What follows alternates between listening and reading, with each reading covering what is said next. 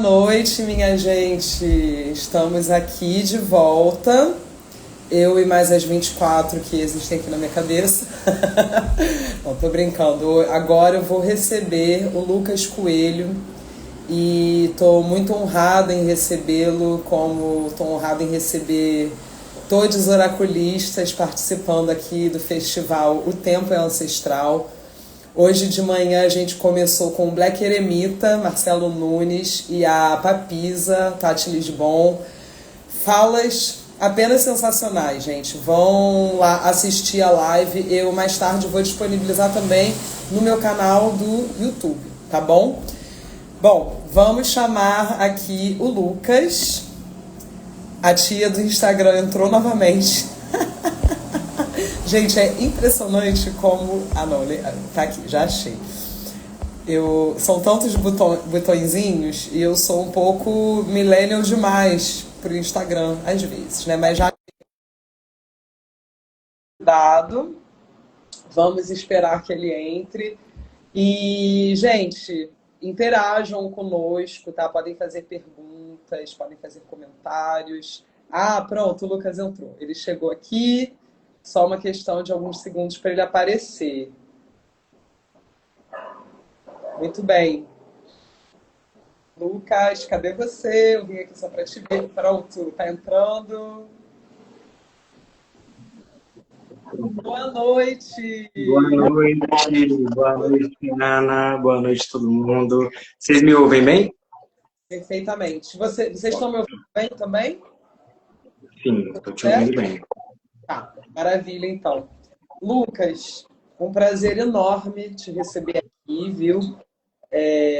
A gente vai ter esse momento muito especial, né, para falar de astrologia e a poética do céu, né? Duas mulheres negras importantíssimas, a Beatriz Nascimento e a Virgínia Bicudo, né? Mas eu não queria muito adiantar, não. Não quero roubar o seu lugar, o seu espaço de fala, porque você é um especialista. Então, antes de te passar a palavra, eu queria te apresentar, tá bom? Claro que você também pode dizer coisas a seu respeito, né? Porque, como eu disse hoje mais cedo, ninguém melhor que a própria pessoa para se apresentar, né? Mas enfim, só um minutinho, vou achar aqui, pronto. O Lucas Coelho, gente, é antropólogo, fotógrafo, realizador audiovisual e astrólogo. Ele é meu colega da Saturnália, né, Escola de Astrologia e Tarô. E ele tem se dedicado ao estudo da astrologia desde 2020 e possui formação, né, como eu já disse antes, na Saturnália. Muito bem, Lucas. Então, conta um pouquinho de você, fala sobre o seu trabalho. Estamos aqui, somos ouvintes. Maravilha.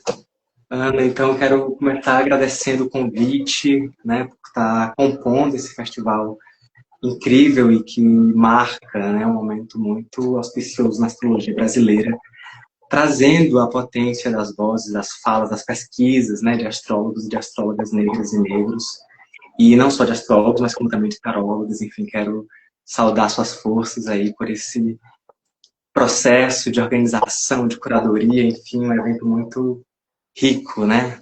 Várias trocas interessantes hoje de manhã e continua aí até o dia 21. Quero saudar a presença de todo mundo que está aqui, né? Estou vendo a Guadeira, Denise, Carol, Oxê, enfim, muita gente. E saudar a presença de todo mundo que está aqui agora e quem vai assistir depois. Tem Bom, saudade então, da presença do Código também, o ó. Cosmos, muito, o Cosmos aí apareceu para dar o alô dele também. Esse daqui, gente, é o verdadeiro astrólogo dessa casa, né? Ele que aprendeu tudo e ele vai me transmitir.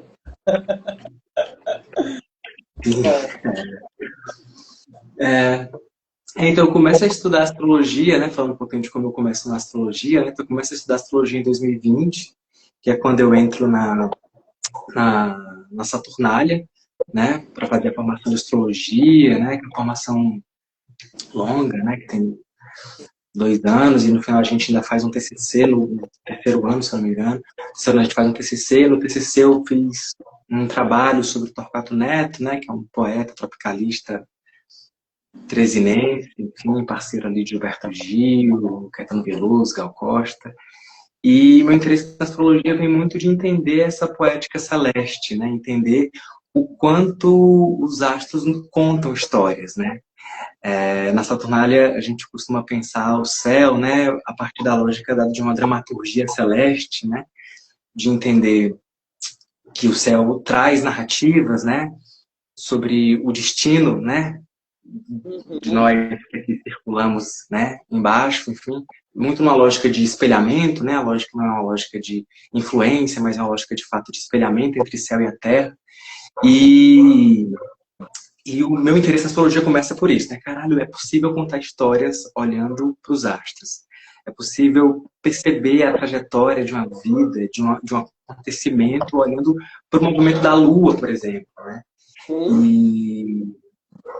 E falar da Lua é algo que a gente vai aprofundar um pouquinho aqui nessa conversa, né? Para falar o quanto que a Lua é essencial, né? Em todo e qualquer mapa, em toda e qualquer natividade. Não só a lua do nascimento, né, da pessoa que nasce, mas a lua que vem antes, né, do nascimento, né, a lua nova, a lua cheia antes do nascimento, ela é uma lua que vai falar muito sobre o destino daquele vivente, daquele ser, daquela pessoa, né, pensando principalmente que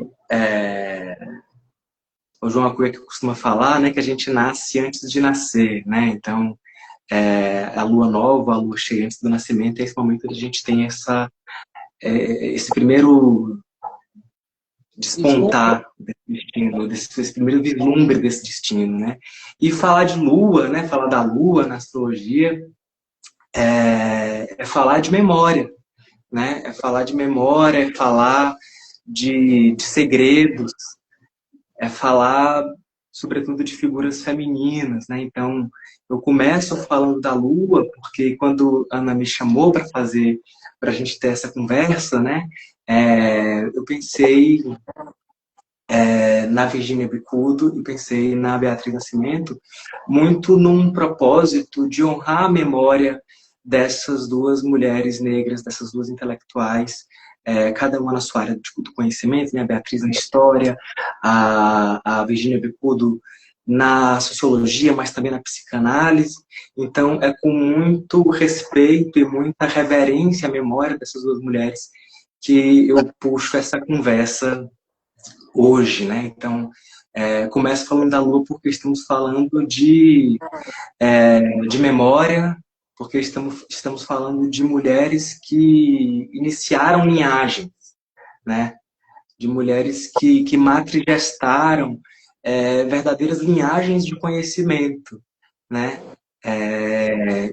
Eu acho muito importante, muito interessante a gente falar do conhecimento a partir da perspectiva lunar também, né?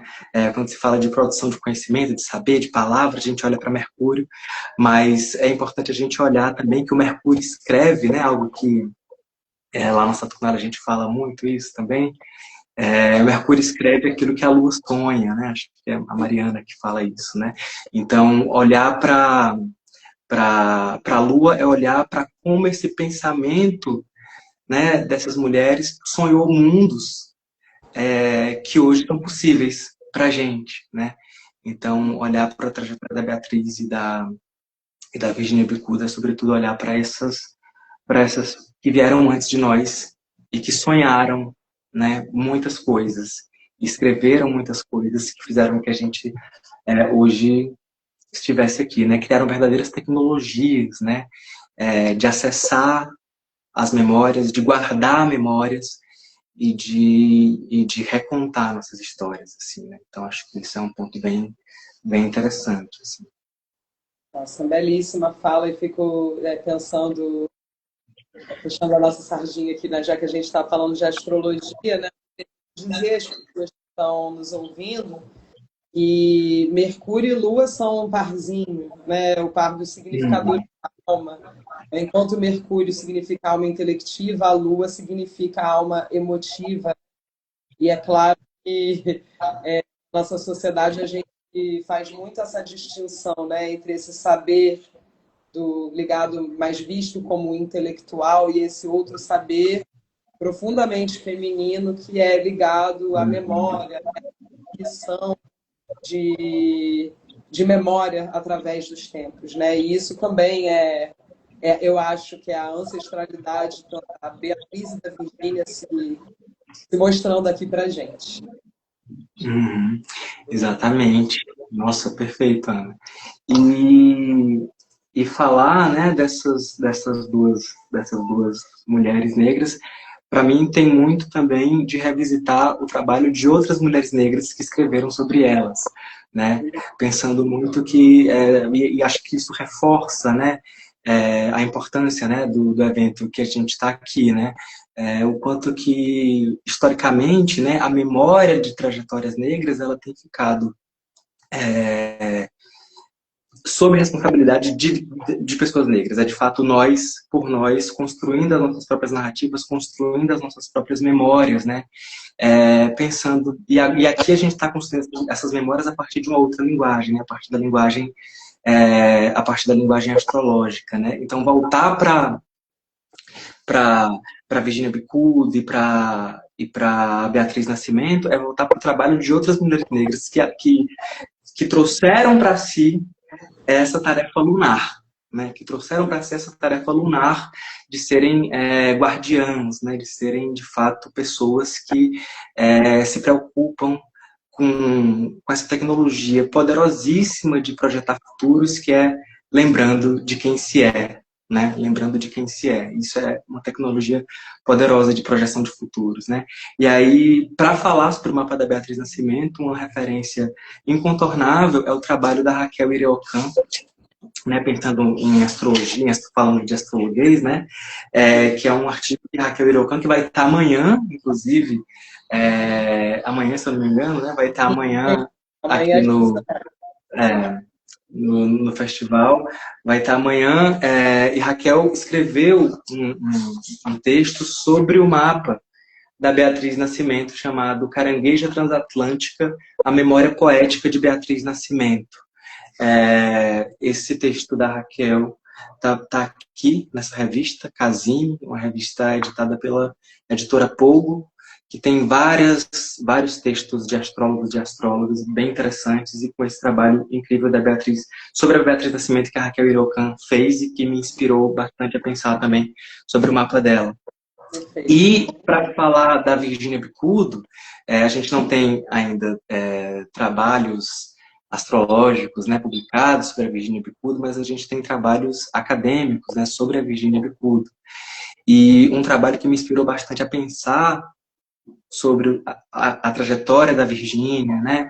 E meu primeiro contato, inclusive, com tudo que a Virgínia fez, né, foi o trabalho da Janaína Damasceno, que escreveu uma tese em antropologia, defendeu essa tese em antropologia na USP, se eu não me engano, com o título Segredos de Virgínia.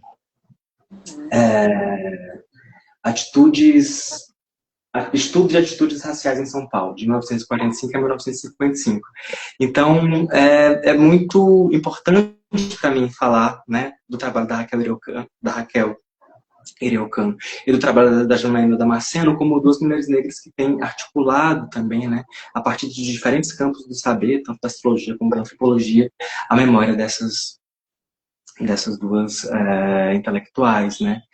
E eu acho que para a gente continuar essa conversa, né, acho que eu vou organizar um pouquinho a conversa, eu vou falar um pouquinho da Beatriz, depois um pouquinho da Virgínia, e depois a gente vai juntar um pouco ali vai seguindo. as trajetórias.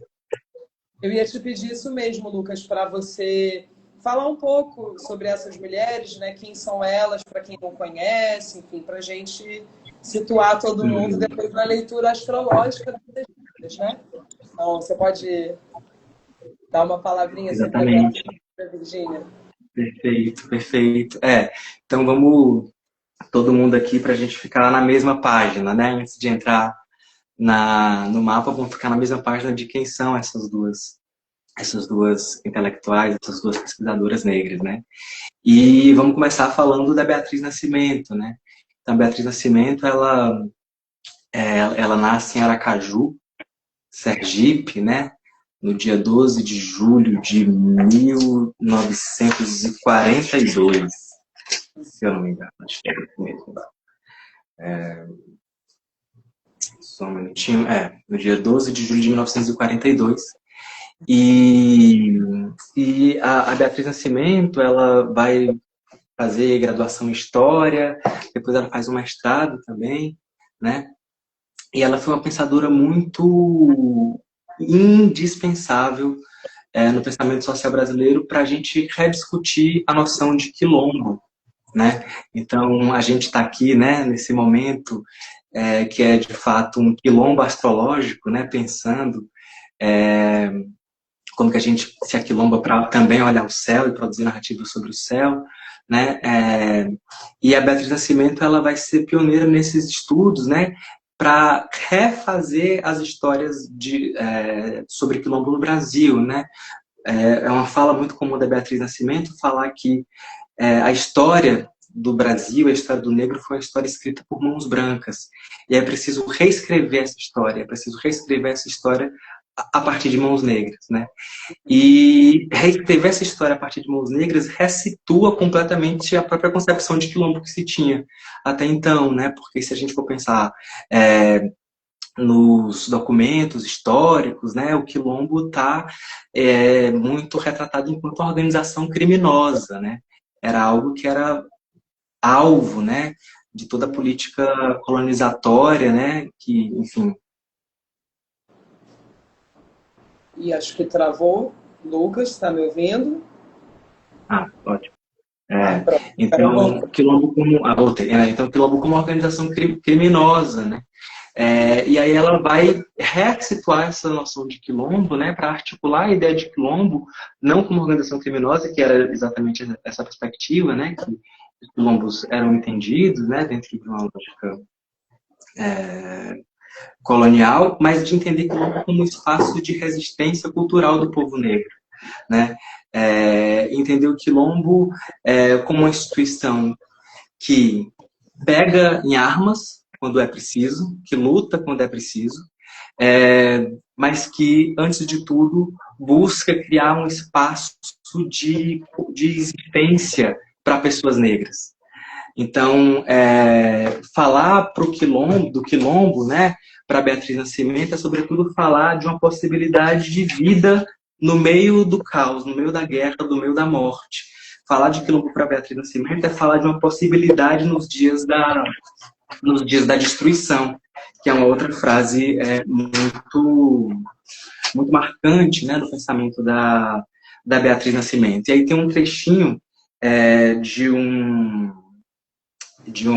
texto da Beatriz Nascimento que está presente no livro Negro Visto por Ele Mesmo, organizado por Alex Hatz, que também é um grande pensador, né, e guardião da obra da Beatriz Nascimento. E antes de falar de Alex Hatz, a gente também não pode falar de todo o trabalho de Bethânia Nascimento, filha de Beatriz Nascimento, na salvaguarda desse legado, né, da Beatriz Nascimento, na garantia dessa memória. Acho que se a gente tem essa memória de Beatriz até hoje, a gente deve isso à luta da Bethânia, a gente deve isso à luta de, enfim, de pessoas que junto com ela, como por exemplo Alex Hatz, se dedicaram a esse trabalho, né? E aí a Beatriz Nascimento ela vai falar o seguinte, né, que o quilombo é um avanço, é produzir ou reproduzir um momento de paz. Quilombo é um guerreiro quando precisa ser um guerreiro. E também é o recuo se a luta não é necessária.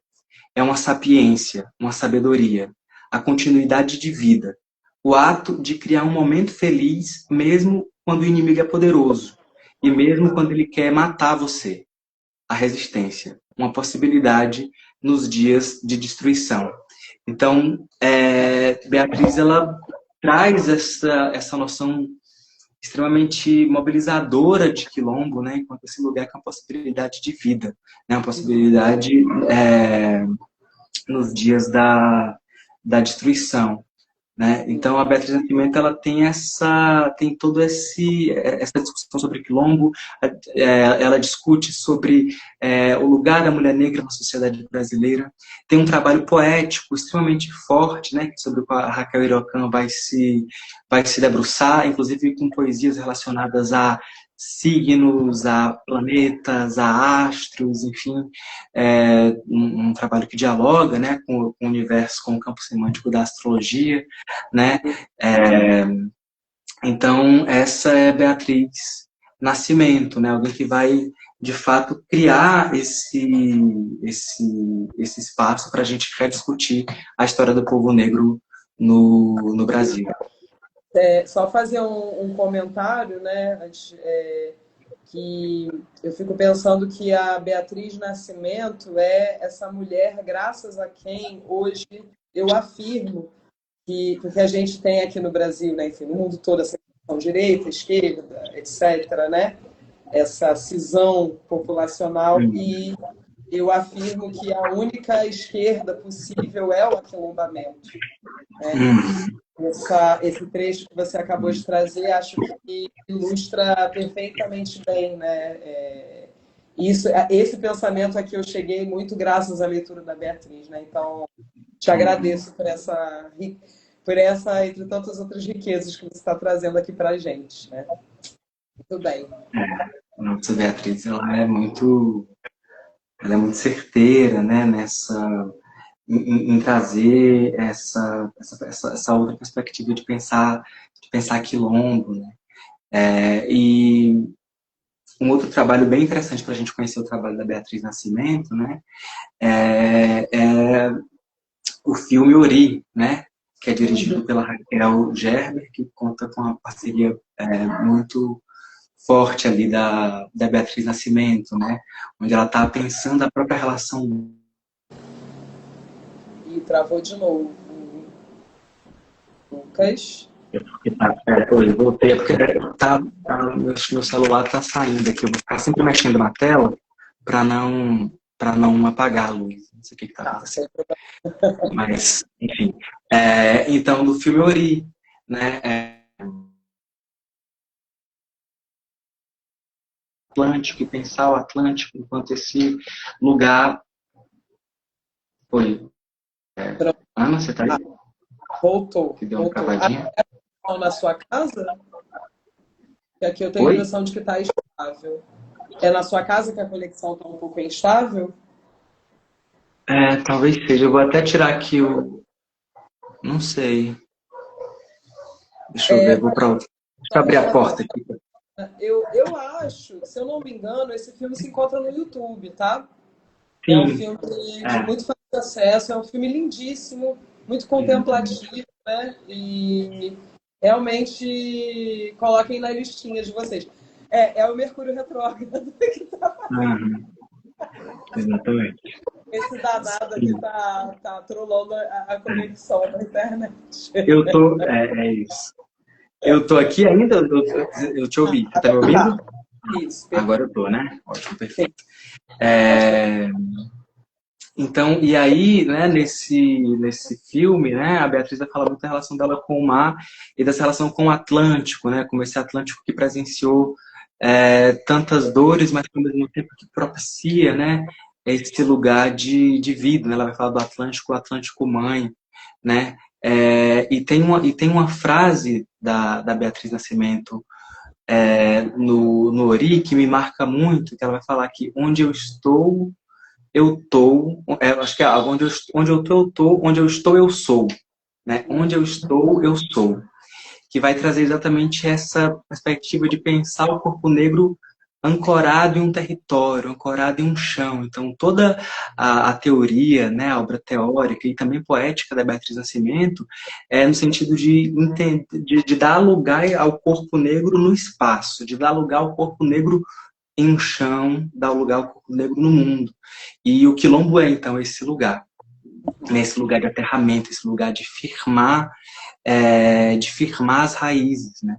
E quando eu estou falando de firmar as raízes, a gente lembra da árvore que mais tem raízes para se firmar, que é exatamente o manguezal, né? E olhar para o mapa da Beatriz Nascimento, e agora a gente já vai sabendo desse pouquinho sobre a história da Beatriz Nascimento, a gente entra no mapa natal da Beatriz, e aí eu trago aqui o mapa que está lá no artigo da Raquel Iriocan, que não vai dar para a gente ver direitinho, fica meio desfocado. Eu não estou com a minha mas perto, mas senão, porque a sua imagem está um pouquinho está um pouquinho pixelada. desfocado. Mas eu vou falar. Então, Beatriz Nascimento nasceu no dia 12 de julho de 1942, com Lua e Sol em Câncer. Então, ela é uma canceriana de Sol e Lua, né? Ainda conjunto a Júpiter, também em Câncer. Tudo isso na casa 9, né? Que é exatamente a casa que vai falar, né, das grandes viagens, da universidade, né? Dos estudos superiores, o lugar onde Beatriz Nascimento se estabeleceu e se fez, né, uma voz que ecoava, que ecoou e que continua continua presente até hoje, né? E quando a gente fala ecoar, a gente está pensando algo que se expande, algo que se projeta, né? Mas quando a gente pensa no câncer, no caranguejo, a gente pensa no mangue, a gente pensa em algo que desce, algo que vai para baixo, né? Então, quando a gente pensa na floresta de mangue, que é uma floresta que tem uma relação muito forte, né, com a lua, a gente está pensando em algo que se estabelece criando raízes. O João Acuí uma vez me falou isso, né, que o manguezal ele se estabelece criando raízes. O caranguejo ele cresce, pensando astrologicamente, a partir do momento em que ele se percebe vinculado a um território. Uma pergunta que o caranguejo faz é de onde você é, quem são seus ancestrais, né? Qual a história do seu povo, que caminhos te fizeram chegar até aqui. É assim que caranguejo se estabelece, a partir de um aterramento muito profundo nas próprias memórias.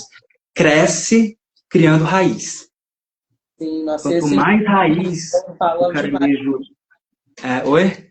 Esse Júpiter, então, ele realmente expande isso numa proporção, né? Exatamente, cresce criando raiz, né? Então, olhar para o mapa da Beatriz Nascimento, olhar para essa água cardinal, ou seja, essa água que inicia, né?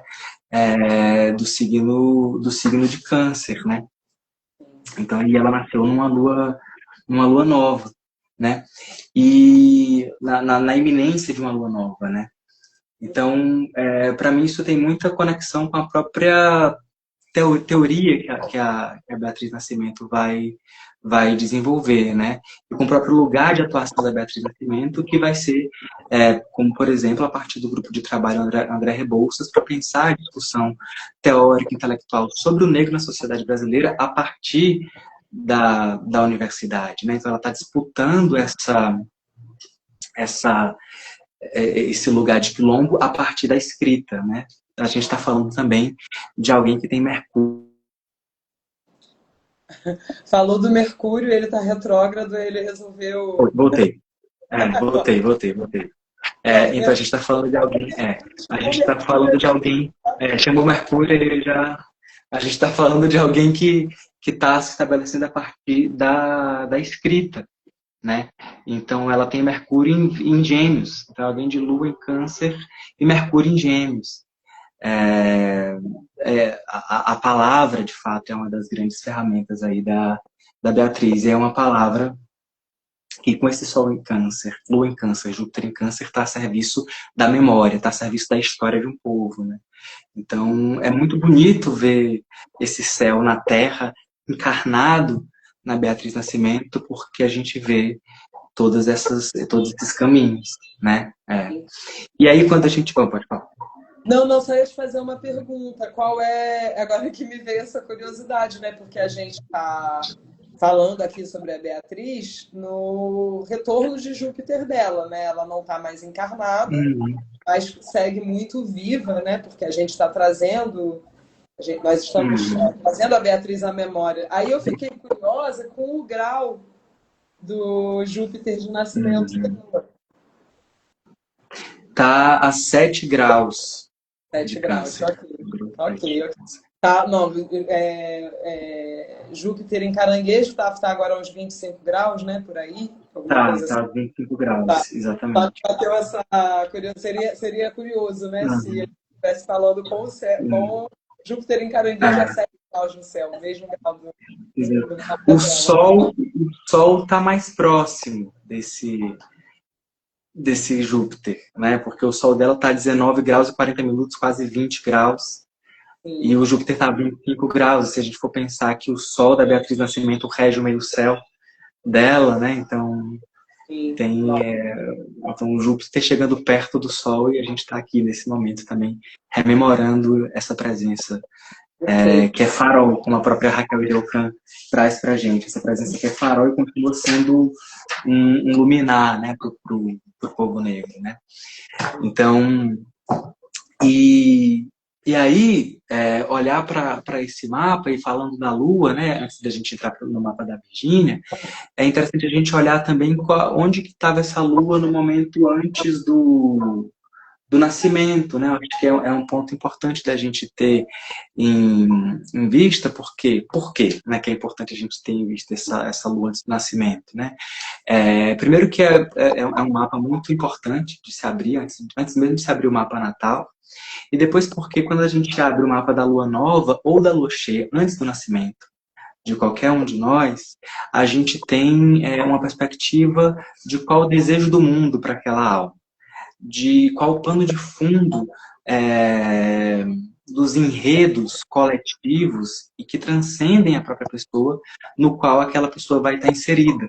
Né? Porque eu acho que trazer esse mapa da lua nova ou da lua cheia antes do nascimento é algo muito interessante, porque geralmente quando se fala é uma das mentiras que se conta de astrologia, né? Que a astrologia é o autoconhecimento, né?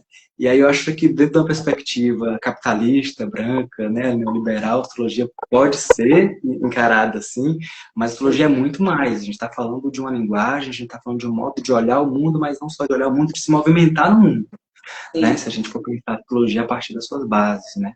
É, e olhar para a alunação pré-natal é olhar um pouco para o desejo desse mundo antes do nascimento, olhar um pouco para a destinação coletiva, né, daquele sujeito, daquela pessoa. E a gente está falando de trajetórias que têm um impacto coletivo muito gigantesco, né? O trabalho da Beatriz Nascimento, o trabalho da Virginia Bicudo tem um impacto social, intelectual, no pensamento brasileiro que é assim, gigantesco, né?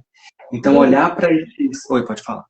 não, desculpa, não queria te interromper, não. É porque você está dizendo as coisas aqui, me vêm muitos pensamentos, né? Eu queria fazer um Sim, comentário, mas pode prossiga. falar, fica à vontade, Ana. Pode falar. Não, é porque a gente está falando aqui da Syzygia antenavitatem, né? Que é essa lunação, Uhum. a lua cheia de nascimento, da importância dela para se entender o que a alma do mundo desejou para as nossas almas, particularmente, né? E quando você atrelou isso à questão do autoconhecimento, né, de enxergar a astrologia, não que não possa servir para isso, é Não que claro não que possa. pode, mas definitivamente não se limita a isso, né? Uhum. E eu fico pensando que, como você muito bem colocou também, nessa perspectiva capitalista demais do mundo, e que acaba criando uma sociedade de indivíduos, de fato, quase que isolados uns dos outros, Uhum. né? Isso é algo que é muito contrário ao pensamento africano, que é coletivo, né? É o Uhum. quilombo, justamente, né? Então, acho muito importante a gente trazer isso para falar do mapa da Beatriz, né?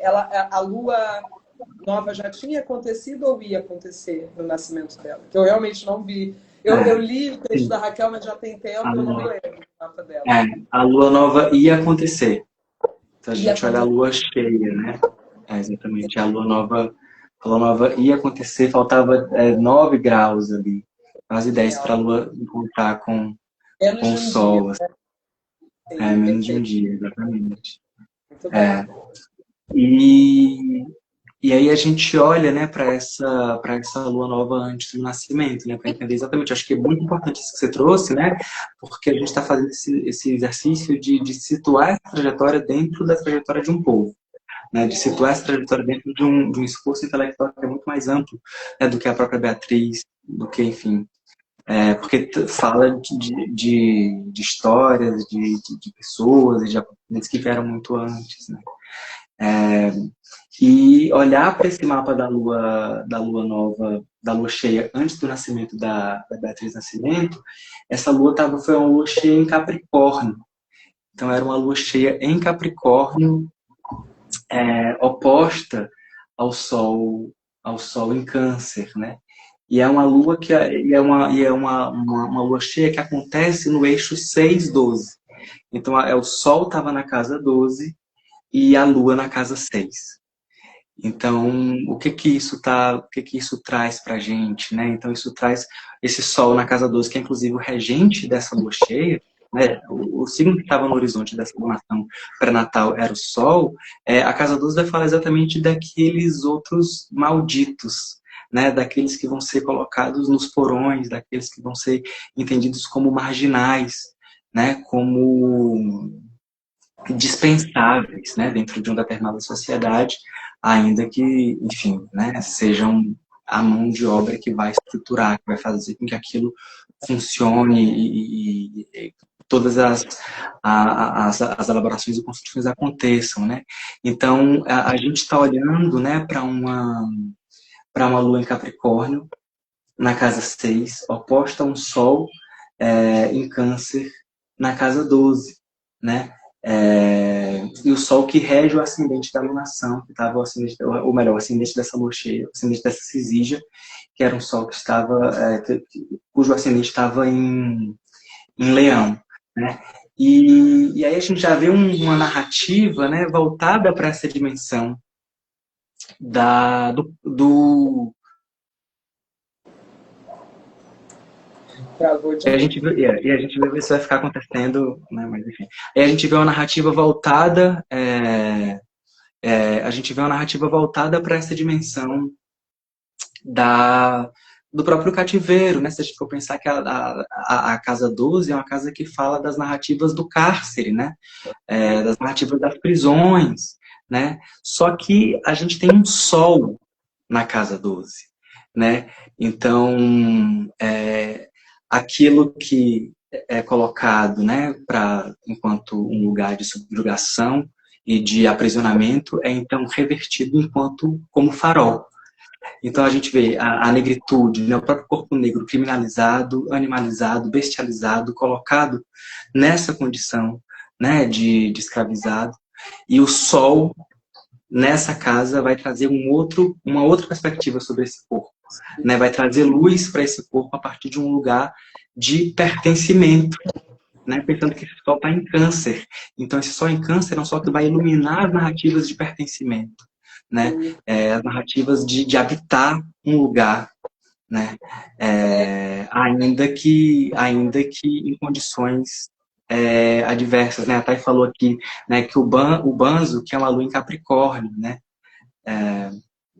E é interessante, por favor, pode falar, você ia falar. Eu só queria fazer um comentário, né, sobre a Casa 12, que é esse lugar, né, dos invisíveis aos olhos da sociedade, dos marginalizados, né, que tem uma narrativa de cárcere, como você disse, mas é também o lugar de gestação da própria vida, né? A vida quando ela ainda não é visível. Então é interessante a gente pensar também nas mãos negras que construíram esse país de fato, né? Embora não reconhecido, né? Então, muito, muito bonito isso, né? Só ler aqui rapidinho, antes de você prosseguir, o comentário da Valentina, Odara. Gente, minha visão sobre câncer mudando totalmente depois da live. Como é importante sair dos estereótipos, com certeza, viu? E a astrologia é cheia de clichês assim, absurdos, gente. Então, cola com a gente aqui que vocês vão aprender mais coisas, né? Com certeza. E aí acho que a gente já está quase, enfim, falta mais acho que uns 20 minutinhos de live, vamos partir para Virgínia, né? Mas antes eu quero só pegar esse comentário que o Thay falou aqui, né? Que o Banzo, que é uma lua em Capricórnio, né? E aí, para mim, essa lua em Capricórnio, que é a lua pré-natal da Beatriz Nascimento, ela é basicamente essa frase que a Beatriz Nascimento vai falar sobre o quilombo, uma possibilidade nos dias da destruição.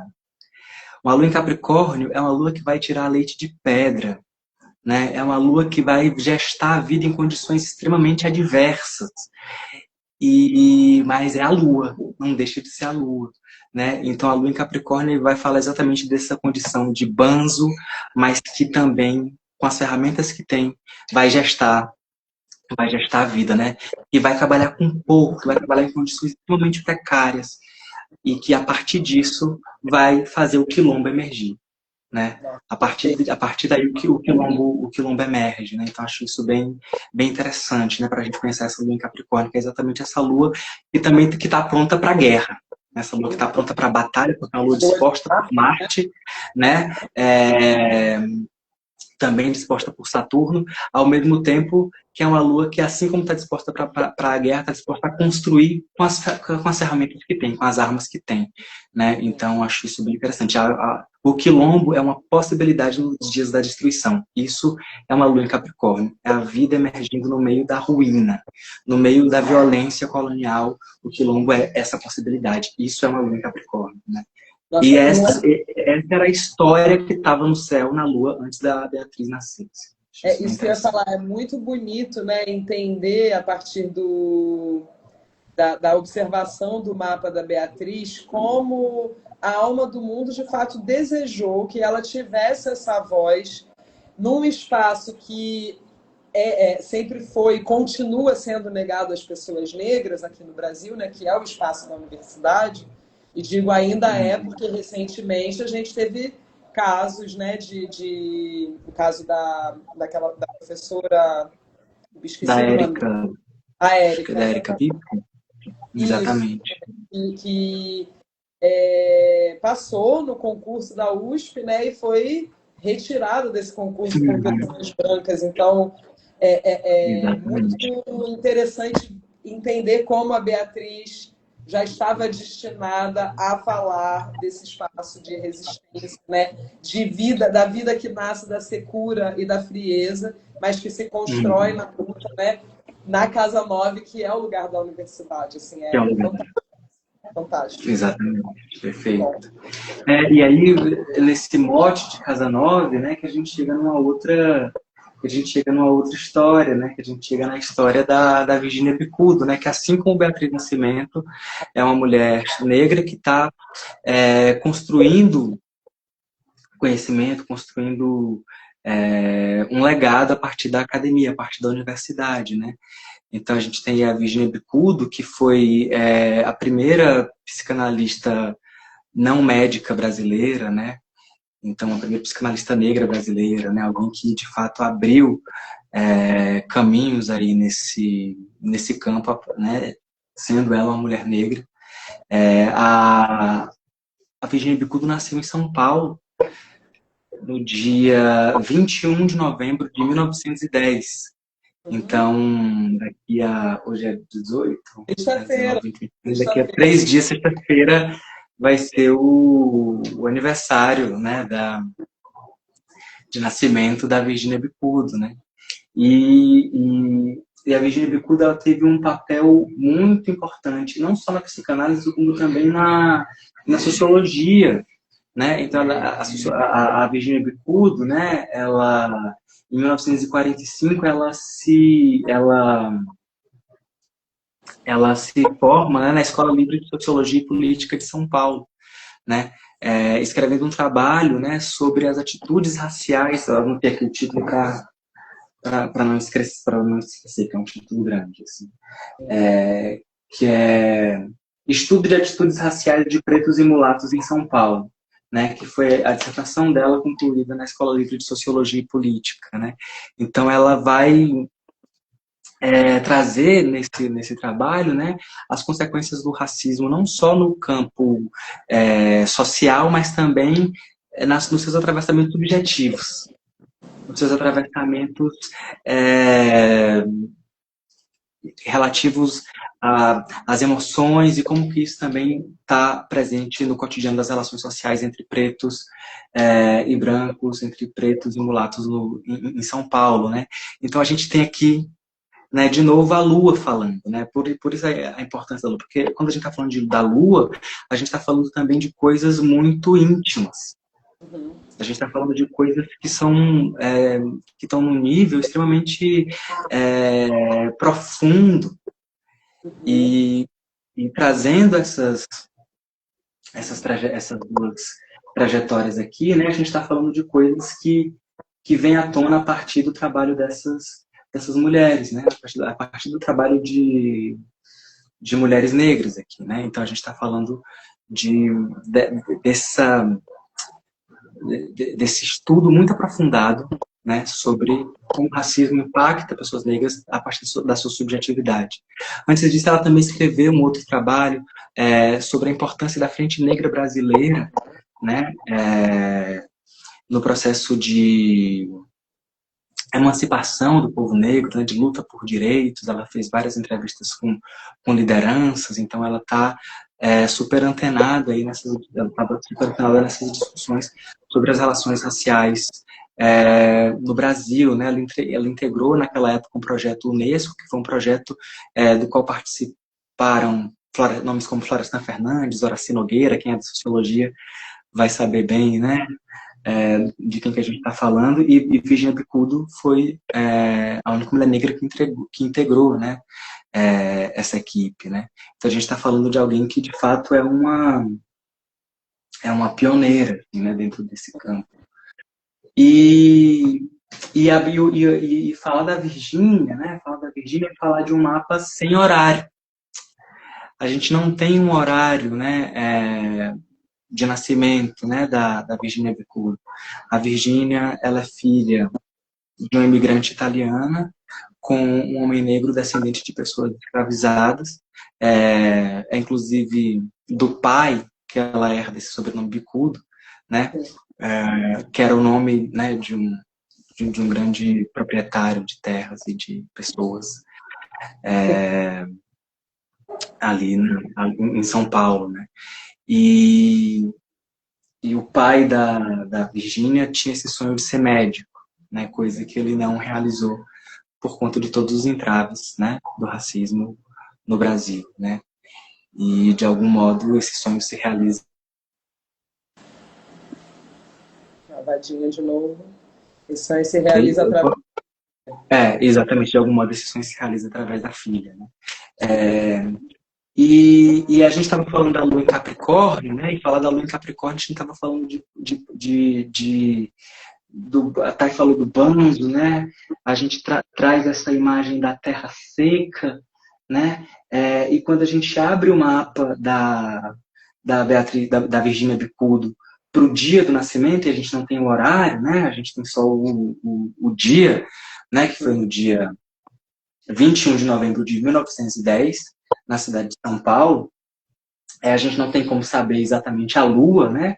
Essa lua da Virgínia Bicudo, enfim, ela pode estar ou em Leão ou em Câncer, então a gente precisaria de um estudo mais aprofundado, né? Então, ela pode estar em um desses dois lugares, a lua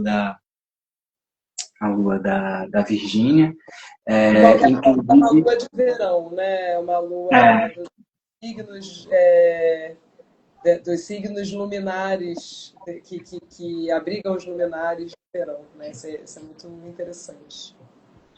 Exatamente. E aí a gente, enfim, não tem como ter essa lua, né? Inclusive, a Raquel, ela chega no ascendente da Beatriz Nascimento a partir de conversas com a Betânia. A partir de conversas com a Betânia, ela chega num horário mais ou menos aproximado, não no horário, numa lembrança da Betânia, de que Beatriz tinha dito que o ascendente dela era Escorpião.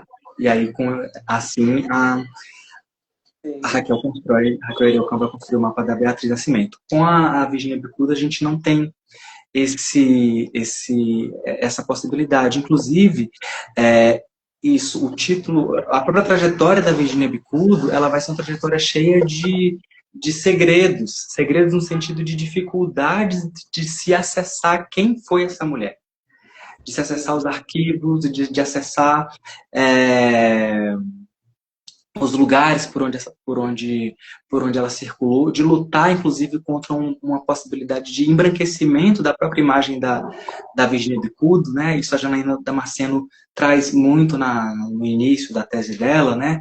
Falando o quanto que a identidade negra de Virgínia era negada, né? Falava, não, ela não... o quanto que essa identidade negra de Virgínia era eclipsada, né, dentro desses lugares, porque não casa, né, não casa você ter uma mulher negra sendo psicanalista, sendo uma das primeiras professoras universitárias do Brasil, né, sendo uma socióloga, né, o que lembra muito, sei lá, o próprio Lima Barreto, né, Lima Barreto, quando ele ia quando ele ia para os hospitais psiquiátricos, ele era negro. Quando ele estava escrevendo jornal, ele era mulato, não era tão negro assim. Então, existe esse processo, né, na própria trajetória da Virgínia, né, de apagamento da identidade racial dessa pesquisadora. Né? Sim, sim.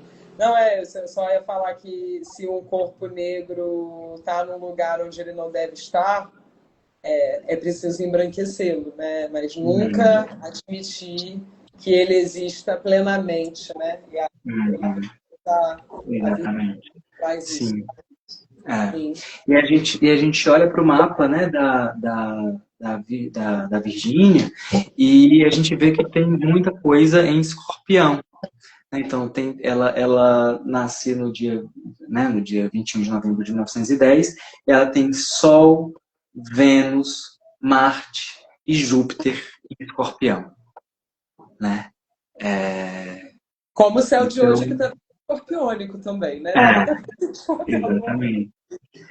Então, essa narrativa, né, do Escorpião fala muito do quanto o trabalho e é uma outra narrativa, né, pensando que a narrativa da Beatriz, a narrativa sobre o signo de Câncer, né, as possibilidades de existência, de vida, de criação, de pertencimentos, né, Escorpião vai falar sobretudo das feridas, né.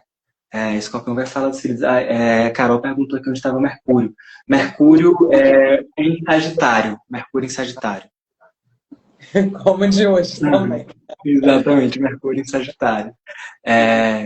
Então ela tem vários planetas, né, no signo de Escorpião, né? E Escorpião vai ser exatamente esse signo que vai falar de possibilidades de defesa, né? De possibilidades de defesa. Acho que a Carol não... Sagitário. Sagitário. Então a gente está falando, né? Também de uma outra narrativa feminina negra, né? Que está trazendo esse lugar do enfrentamento ao racismo, né? E aqui, a partir dessa simbologia, olhando para esse céu do dia do nascimento da Virgínia, do Escorpião, né? Que vai, de fato, olhar para a ferida, olhar para aquilo que dói, olhar para aquilo que machuca, e a partir daí produzir a cura, né? Então, ela faz essa transição, né, da sociologia para a psicanálise no sentido de entender o sofrimento, inclusive psíquico, do povo negro, né?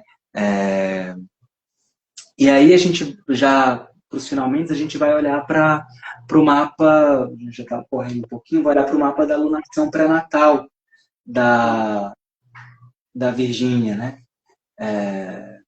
E aí olhar para o mapa da alunação pré-natal da Virgínia, o signo que estava ascendendo no horizonte era o signo de Câncer. Então a gente começa com Câncer, vai para o Escorpião, volta para o Câncer. Então, olhar para essas duas trajetórias, né, a gente está falando de trajetórias que estão realizando todo um percurso de pertencimento, né, pensando que todo o banzo, né, causado, né, pelo sequestro de pessoas africanas é um banzo causado pela quebra de qualquer tipo de vínculo, pela quebra de qualquer tipo de laço. Né? Então a gente começa com o câncer que está no Sol e na Lua de Beatriz Nascimento, e a gente vai para a Lua pré-natal da Virginia Bicudo, e o signo que estava ascendendo é o signo de Câncer. Né? Então a gente tem, de novo, essa retomada de um lugar no mundo, essa retomada de si, essa retomada do próprio corpo. Né? Pensando que o lugar que pessoas negras ocupam na diáspora é, sobretudo, o lugar do estrangeiro, da estrangeira, da forasteira, né? Um não lugar, né? Por excelência. Por excelência não, né? Acho que isso, um não lugar um não lugar por martírio, né? Tipo, acho que é isso, um lugar por martírio, né? Então, a gente tem um signo de Câncer, que acende ali no horizonte, e a lua da Virgínia, a lua pré-natal da Virgínia estava em Touro, na casa 11. Então, a gente está vendo o mapa, né? A gente está vendo aqui o mapa de uma lua em Touro, que também, na casa 11, que está falando exatamente dessa possibilidade de se rearticular a partir dos coletivos. E o primeiro trabalho da Virginia Bicudo foi um trabalho sobre a Frente Negra Brasileira. Então a gente tem aqui, com essa narrativa de uma lua de casa 11, no pré-natal, a gente está falando de um caminho, de um pano de fundo, isso aqui que eu estou falando é um pano de fundo, de uma natividade que se volta para os coletivos, né? Que se volta para os quilombos, né? Que se volta para aquilo que é feito com outros, né? E uma lua em Touro que vai falar de popularidade, né? A Virgínia, ela foi super essencial na democratização do próprio saber psicanalítico no Brasil, né? E a gente tem aqui, por exemplo, essa lunação, se a Lua estava na casa 11, o Sol estava na casa 5, né? O Sol estava na casa 5, né? Uma casa do júbilo da Vênus, mas sobretudo uma casa de criação, né? Sobretudo uma casa de criação e uma casa de criatividade, né? Uma casa onde está também, nessa lunação pré-natal, na casa 5 também tem Mercúrio aqui, nessa lunação pré-natal. Na lunação pré-natal tem Júpiter, Marte, Vênus, Sol e Mercúrio em Escorpião, na casa 5. Né? E Mercúrio é regente da casa 3 dessa lunação pré-natal. E aí, por que eu estou falando de Mercúrio? Né? A gente começou falando da lua de Mercúrio porque a gente está falando de escritoras, de pessoas que estão visceralmente relacionadas com a palavra. E aqui também a gente vê esse caminho no mapa, a partir dessa lunação pré-natal, quando a gente olha, por exemplo, para o trabalho da Virginia Bicudo na difusão do conhecimento psicanalítico. Né? Então, ela escreveu uma coluna, né? Que agora eu não lembro muito bem do título, ela chama Nosso Mundo Mental, que é com vários textos que ela escrevia, né? Nosso Mundo Mental. Nosso Mundo Mental. Vários textos que ela escrevia sobre, enfim, comportamento, questões relacionadas à psicanálise, psicologia, enfim. Então, também esse lugar de popularizar, né? Esse acesso a esse conhecimento. Porque quando eu falar da Lua, ainda mais uma lua em Touro, é uma lua que que leva para a boca do povo aquilo que está na boca de poucos, né? Que difunde aquilo que se concentrou, né? Então, bom, acho que é basicamente isso para falar dessas duas narrativas. Acho que a gente já está encerrando, né, a nossa live, mas é isso, trazer essas duas narrativas, é trazer sobretudo a força da lua nessas histórias, olhando para a lua antes do nascimento, né, pensando que a gente nasce antes de nascer. E a história que o céu contava antes do nascimento dessas duas grandes pensadoras, né, do movimento negro brasileiro, são histórias que estão falando, no caso da Beatriz, de pertencimento, no caso da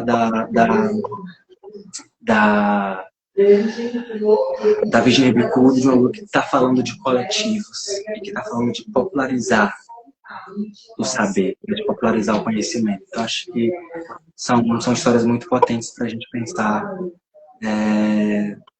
sobre memória, né, do povo negro a partir da trajetória dessas mulheres. Então, de fato, falar delas é trazer essa memória lunar, honrar, né, reverenciar a história tanto da Beatriz como da Virgínia e das mulheres que também se dedicaram a estudar o trabalho delas, né, Raquel Iriocana, Janela Damasceno e tantas outras. Honrar essas luas, né, que são as rainhas, né, a lua também como significadora da rainha. Nossa, Lucas, muito bonito, assim, eu poderia te ouvir muito mais tempo, né? É uma leitura sensível e muito honrosa mesmo dessas mulheres, então fico profundamente agradecida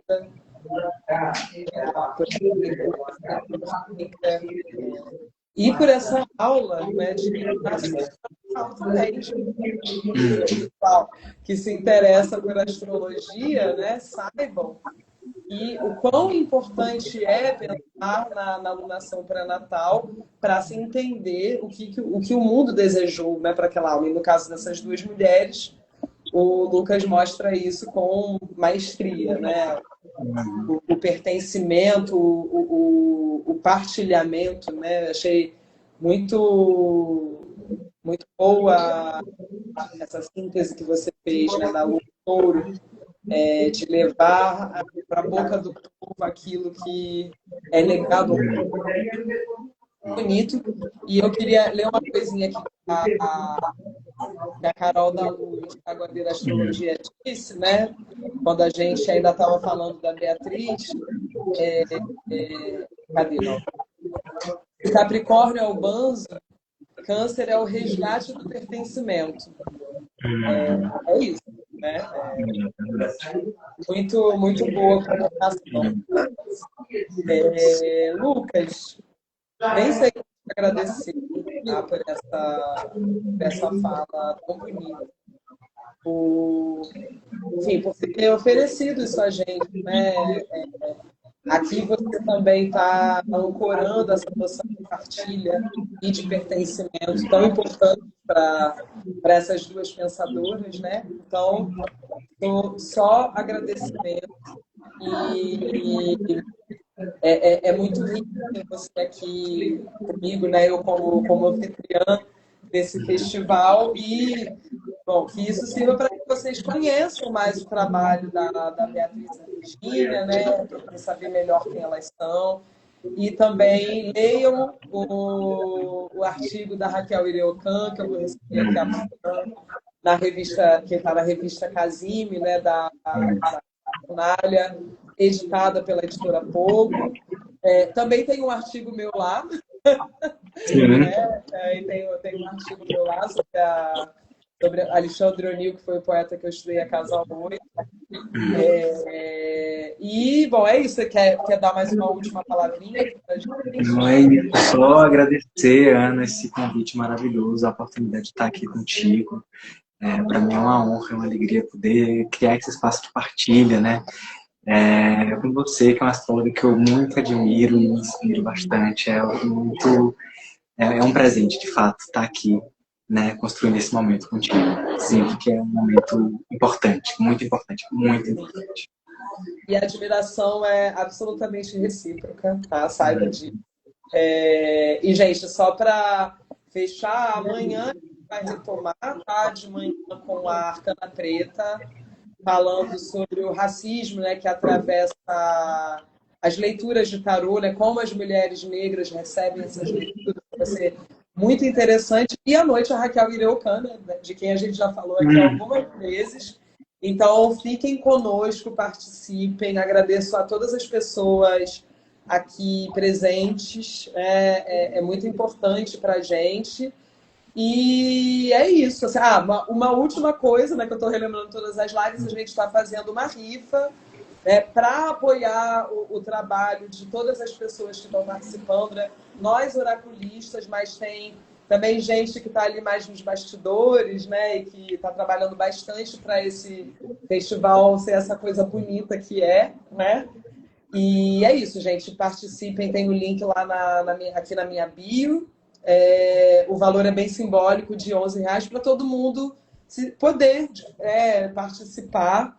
E são 8 prêmios, né? Leituras comigo, com o Lucas, com o Marcelo, que falou de manhã, com a Tati Papisa, enfim, todas as pessoas que vão falar aqui. Então é muito precioso mesmo, né? É isso, foram os recadinhos finais.